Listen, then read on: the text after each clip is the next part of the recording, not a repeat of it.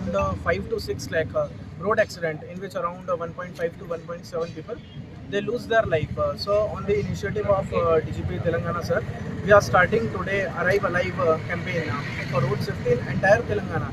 It's a 10-day initiative where police along with coordination with all the department like transport, health, then other wings in the district will be creating awareness about road safety, and awareness intervention will be very simple where we do not want to create any engineering changes in the road, but simple behavioral changes like if you are going on a two-wheeler then you must wear helmet. But sometimes people even after awareness they do not wear helmet, that we are going only in the town or going only for a short distance, then they avoid, and we all know even if you fall on the highway or on a certain areas which are interior in the town, the injury can be fatal any place. So always wear helmet. Similarly, if you are going in a four-wheeler, then you must wear seat belt. We see people wear seat belt only when they say traffic police to avoid challan. So this kind of behavior where we inculcate a certain kind of behavior to avoid a punitive action, rather than it has to be something where we are aware to that, so that we do not take it lightly, because whenever people are not following the traffic rules, they are not only endangering their life but also the life of pedestrians. So today we are starting this campaign from a bike rally, and it is a 10-day long campaign where our police staff along with our transport medical staff will be going around the villages in the towns, and we'll be talking to the victims of the road accident, where they will be sharing their experiences that how a small carelessness on their part lead to something fatal. So today we are starting this, and we'll hope that it will bring a positive change. Thank you.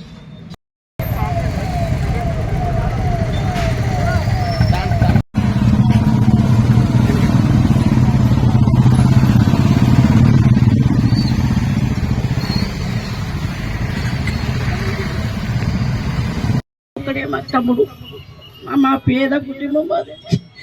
తమ్ముడు accident అయ్యి చచ్చిపోయాడు. ఇప్పటికీ అన్నం మీద సరిగ్గా తింటలేము. తప్పుడు ఒక్కడే అయినా అందరూ మీరు అట్లా ఎక్కువ మంచి యాక్సిడెంట్ అయింది. రైతు బజార్లోకి వచ్చి పాలపేట తీసుకుని పోతుంటే నల్గొండకి వెళ్ళి ఒక కారు వస్తుంది, ఆయన సిద్దిపేటకి పోతుండట. ఈయన ముంగడ ఇంకెళ్ళి వచ్చి గుర్తిండు, తలకాయ కోమలకు పోయిండు. 6 రోజులు గాంధీలో ఉన్నాం, గాంధీలో పట్టించుకుని లేరు. ఇవాళ చూస్తే మళ్ళీ పొద్దుగలు వస్తారు. ప్రైవేట్లోకి పోదామంటే పైసలు లేవు. మళ్ళీ తీర్మానం మళ్ళీ పోయినాం. పోతే సార్కు ఫోన్ చేసిండు, ఇట్లా సంగతి అట్లా చూస్తలేరంట. అంటే కేసు పెడదాం రమ్మంటే సార్ రమ్మంటే మళ్ళీ వచ్చినాం. గాంధీలో చూడలేదు సరిగా, సార్ బతుకు లేకుంటే 7 రోజులకు చచ్చిపోయిండు. ఒకడే తమ్ముడు, మాది పేద కుటుంబం మాది. నా పేరు రాయపురం దుర్గాప్రసాద్. రీసెంట్గా రోడ్ యాక్సిడెంట్లో మా బ్రదర్ చనిపోయాడు. మనందరం కూడా వెళ్ళే రోడ్డు వచ్చిపోయే కదా అని సరదాగా వస్తుంటాం, కానీ మన అందరం కూడా ప్రమాదం ఏ వైపు నుంచి వస్తుందో ఎక్కడి నుంచి వస్తుందో అన్నది మనం కూడా ఊహించాం. మనం ఒకసారి ఇంటి నుంచి బైక్ తీసుకొని వెళ్ళామంటే ఎవరు చెప్పారా ఎవరు చెప్పలేదా అని కూడా చూడకుండా మన రూల్స్లో మనం వెళ్ళాలి. ఎందుకంటే మన ద్వారా ఇంకొకరు ఫ్యామిలీ ఇబ్బంది పడవచ్చు, లేకపోతే వేరే వెహికల్స్ ద్వారా మనం ఇబ్బంది పడవచ్చు. మన సేఫ్టీలో మనం ఉంటే మనం మన కుటుంబానికి రక్షణగా ఉంటాం. భద్రత అన్నది ప్రతి ఒక్కరి బాధ్యత, ప్రతి ఒక్కరు పాటించాల్సింది భద్రత. నువ్వు భద్రంగా ఉంటే నీ ఫ్యామిలీ కూడా భద్రంగా ఉన్నట్టే.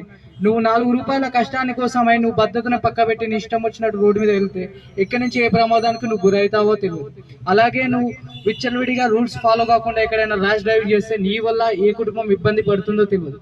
ప్రతి ఒక్కరూ మన శ్రేయస్సుకై, మన ఫ్యామిలీ కష్ట సుఖాలకై కష్టానికే వెళ్తాం. ఏ ఒక్కరం కూడా భువనగిరిలో మా మిస్సెస్ హాస్పిటల్ అడ్మిట్ అయి ఉంటే చూసి వస్తుండగా అతని ఫ్రెండ్తో వస్తున్నాడు. హెల్మెట్ పెట్టుకున్నాడు కానీ చిన్ స్లిప్ పెట్టుకోలేదు, కింద చిన్ స్లిప్. ఆ చిన్ స్లిప్ లేకపోవడం వల్ల ఏమైందంటే వెనుక నుంచి వాహనం, గుర్తు తెలియని వాహనం ఢీకొట్టడంతో హెల్మెట్ ఎగిరిపోయి ఇతని కింద పడి స్పాట్ డెడ్ అయిపోయి. మనం పాటించే పద్ధతి అనేది మనం సక్రమంగా చూసుకోవాలి. హడావిడిలో ఇలాంటి మిస్టేక్స్ చేయొద్దు. ప్రతి ఒక్కరూ అందరికీ దయచేసి చెప్తున్నా, మీరందరూ కూడా రోడ్ సేఫ్టీని సక్రమంగా ఫాలో అవ్వండి. నాలాగా మా కుటుంబం లాగా ఎవరు బాధపడకండి. ఇలాంటి యాక్సిడెంట్స్ అయ్యే సిచ్యువేషన్స్ అనేవి చెప్పి రావు, ఎక్కడి నుంచి వస్తాయో మనం ఊహించలేం. ఏ కుటుంబం కూడా మాలాగా బాధపడకూడదని నా యొక్క విజ్ఞప్తి.